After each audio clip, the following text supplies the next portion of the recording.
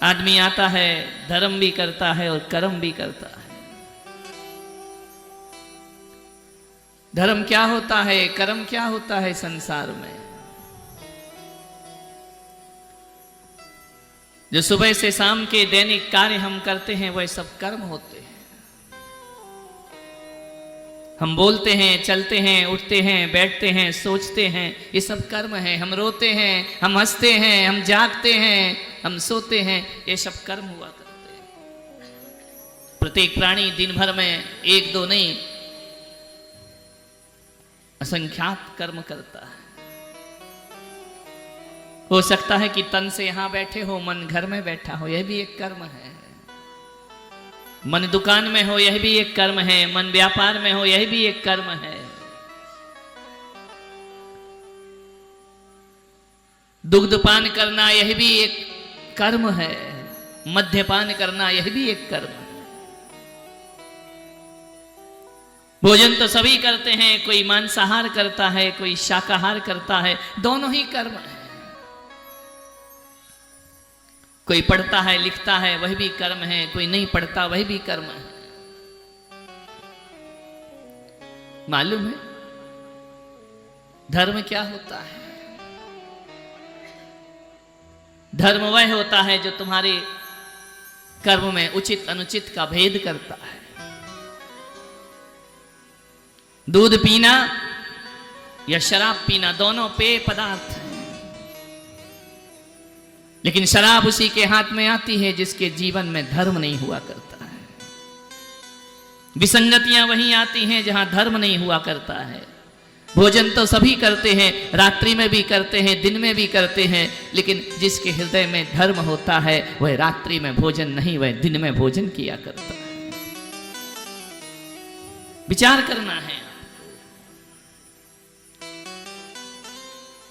सोते सभी हैं, कोई विषय भोग में आसक्त होकर सोते हैं, कोई ऐसे सोते हैं कि हमारे जीवन की रात आखिरी रात है, कल सुबह देखने को मिले या ना मिले। जिसके जीवन में धर्म होगा वह यह सोचकर सोएगा। पेट तो सभी को भरना है, कैसे भरना है, क्या खाना है? प्यास लगती है ना तो गाय पानी पीती है, प्यास लगती है तो आम लोग भी पानी पीते हैं, और प्यास लगती है तो जैन लोग भी पानी पीते हैं। वह पानी जो है वह जानवर की भी प्यास बुझाता है। पानी सामान्य इंसान की भी प्यास बुझाता है, और पानी जैनों की भी प्यास बुझाया करता है। पानी संतों की भी प्यास बुझाया करता है। लेकिन पता है ये पानी पीना एक कर्म है, लेकिन जब इस कर्म के साथ धर्म जुड़ता है, गाय को प्यास लगेगी, पानी नाली का भी पी लेगी। आप देखते हैं ना यहां रास्तों में कितनी गाय घूमती हैं। प्यास लगी, नाली का भी पानी पिएंगे, गंदगी का भी पानी पी लेंगे। गाय को पानी से मतलब है, उसे इससे मतलब नहीं है कि पानी कैसा है, कहां का है। मनुष्य क्या करेगा? उसे प्यास लगेगी तो नाली का पानी तो नहीं पिएगा ना, गटर का पानी तो नहीं पिएगा ना। मनुष्य स्वच्छ पानी पिएगा। उस मनुष्य में भी यदि जैन हुआ ना तो कैसा पानी पिएगा? बोलो ऋषभ देव वालों, छान के पानी पिएगा ना, वह जैन होता है। स्वच्छ जल पी लेता है वह सामान्य आदमी होता है। कहीं का भी पानी पी ले वह पशु हुआ करता है। और छान कर पिए हुए पानी को जो प्रासुक कर लेता है, गर्म कर लेता है, वह संत की प्यास बुझाया करता है। ध्यान रखिए, पानी तो पानी है। संत कहीं का भी पानी नहीं पिएंगे, संत पिएंगे छना हुआ तप्त किया हुआ जल। क्यों? क्या बात है, प्यास तो सबकी बुझ रही है ना। जानवर के पास धर्म नहीं है, मनुष्य के पास धर्म है। और जैनों के पास धर्म नहीं, उनके पास सम्यक धर्म है। वह पानी को छान करके पीते हैं। बताओ ऋषभ देव वालों, तुम्हारा नंबर किस में आता है? पानी छान कर पीने वालों में आता है या बिना छना हुआ जल पीने वालों में आता है? नहीं, इधर वाले बोलो जरा। ये माताएं बहनें तो फिर भी छान लिया करती हैं। तुम्हारा नंबर कहाँ आता है? छान कर पीने में। और फिर जब कचौरी मल की कचौरी खाते हो? आए ना कचौरी वाले, कहां गए? तब पानी का क्या होता है? जब होटलों में खाना खाते हो तब पानी का क्या होता है? छना होता है।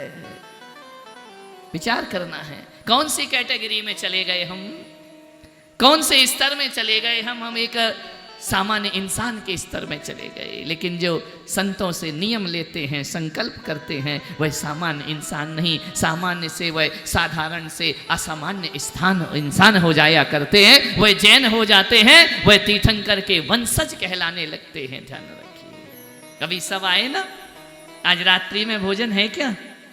यहां से जाके करोगे क्या? बोलो पुण्यात्मा, नहीं करोगे ना? कि यहां से जाने के बाद फिर कुछ फलाहार चलेगा, रबड़ी चलेगी, मूंगफली चलेगी, सिंगदाना चलेगा, साबूदाना चलेगा, चलेगा क्या? सेठ जी को बड़ा आनंद आ रहा है, बोले मजा आ गया। ये घर की बातें आपको कैसे पता चल जाती है? त्याग है, ज्यादा त्याग मत कराओ सेठानी, नहीं तो एक दिन वो तुम्हारा भी त्याग कर देंगे और दीक्षा धारण कर लेंगे। मान्यवर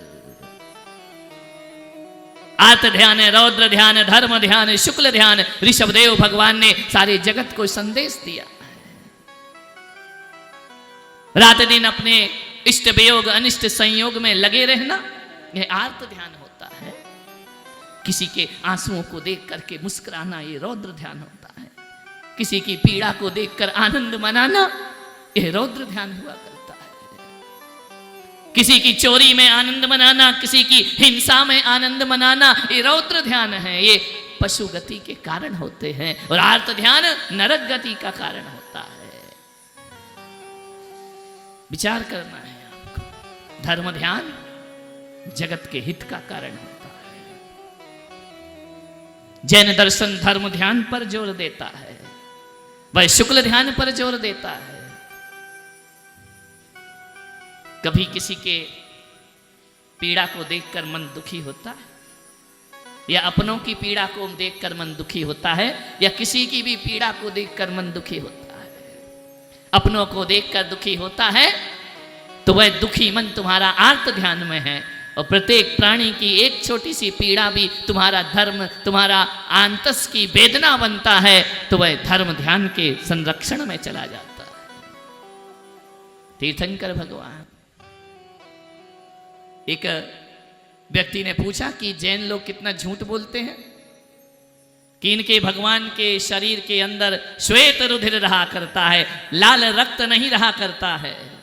ऐसा कभी हो सकता है? जिसके शरीर में रक्त की जगह दूध हो, जिसका शरीर श्वेत रुधिर में हो, वो जिंदा रह सकता है? हमने कहा रह सकता है, क्या दिक्कत है? ये जो व्यवस्था है तीर्थंकरों की, वो केवल जैनिज्म के पास है, दुनिया में किसी धर्म के पास ये व्यवस्थाएं नहीं हुआ करती हैं। ध्यान रखिए। भगवान के श्वेत रुधिर, पूछा कैसे रह सकते हैं?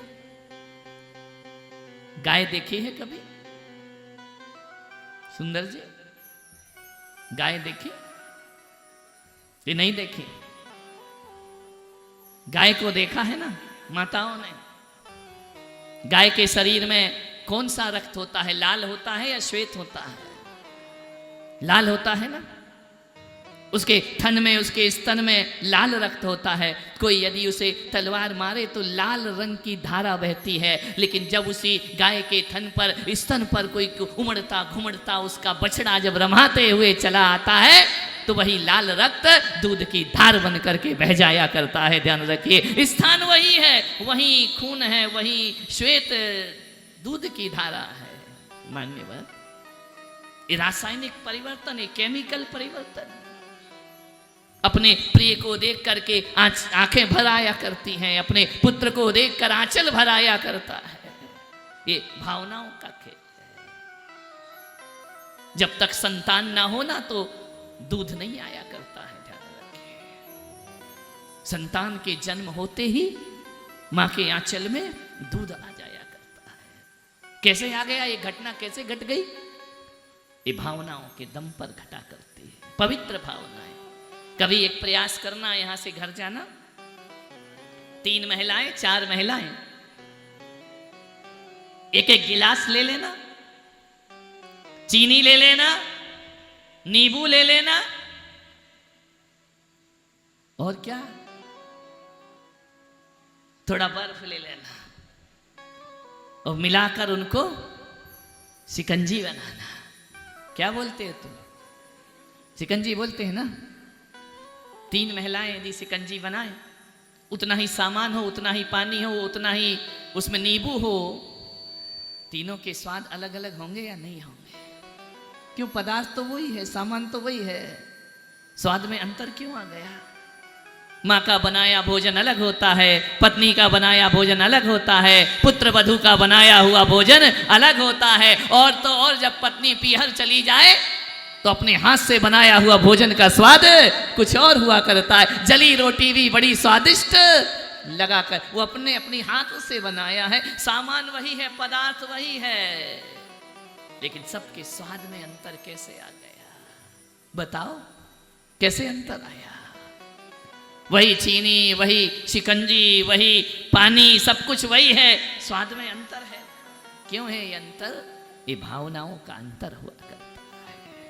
अपने घर में रोज भोजन करते हो, साधु के चौकी का भोजन बनाते तुम ही हो, लेकिन स्वाद में अंतर होता है या नहीं हुआ करता है? जमीन आसमान का अंतर हुआ करता है।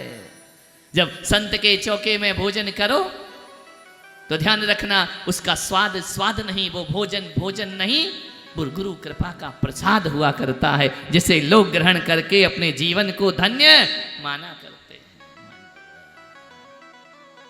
विचार करना, सब भावों का खेल है।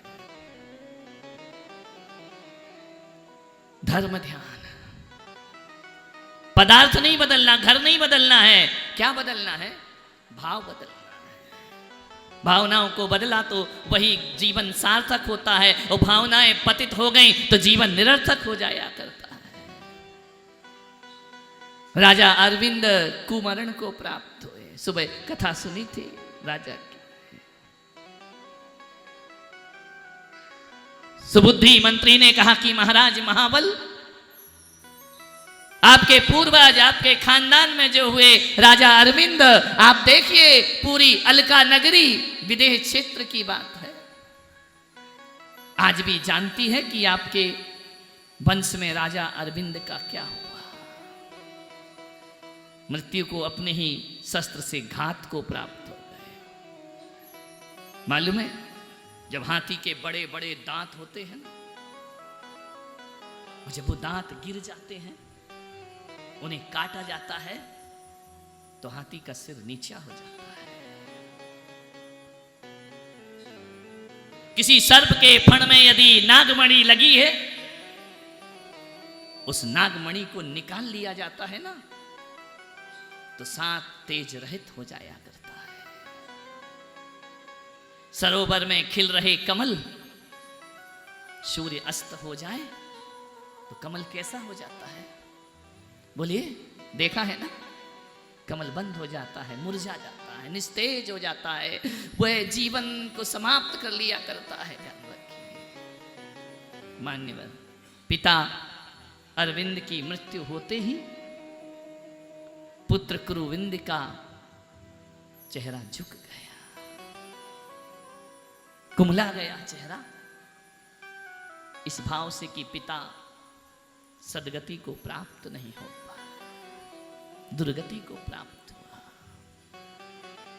अपने ही बारे में सोचते रहे, अपनी पीड़ा में सोचते रहे, अपने दर्द के बारे में सोचते रहे। जो इंसान केवल अपने बारे में सोचेगा, अपने बारे में जिएगा, अपने लिए ही सब कुछ करेगा, दुर्गति का पात्र बनेगा। जगत के लिए भी कुछ करो। आज मैं ऋषभ देव में आकर चातुर्मास कर रहा हूं और एक एक 2-2 घंटे आपके बीच बोल रहा हूं ना, तो ध्यान रखना, ये मत सोचना कि मैं कोई बहुत बड़ा काम कर रहा हूं। अपनी सदगति की व्यवस्था मैं अपने हाथों से कर रहा हूं। मेरी सदगति है, मेरा जीवन का सौभाग्य है, धन्य भाग्य है कि हमें भगवान की कथा पढ़ने का सौभाग्य प्राप्त हो रहा है। आप सुने ना सुने, आपकी मर्जी। ध्यान रखना, मैं कौन हूं?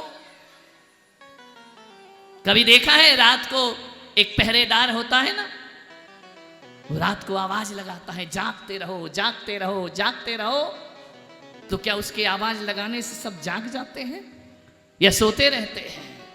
ध्यान रखिए, जो जाग जाते हैं ना वो लुटने से बच जाते हैं, और जो नहीं जाग पाते हैं, पहरेदार आवाज देता है, लुटने वाला लुटता चला जाता है। मैं भी तुम्हारे ऋषभदेव में, ऋषभदेव वालों, वही पहरेदार बन करके आया हूं कि जागते रहो जागते रहो। जो जागेंगे उनके बेड़ा पार हो जाएगा, जो नहीं जागेंगे उनका जीवन लुटते रहेगा, विषय में, वासना में, संसार में, पापों में, परिग्रह में। राजा अरविंद जाग नहीं पाए, सारा शरीर मुरझा गया संसार की असारता को देखते हुए। महाबल ने कथा सुनी। महाबल कौन? पता पड़ेगा ये महाबल कौन है।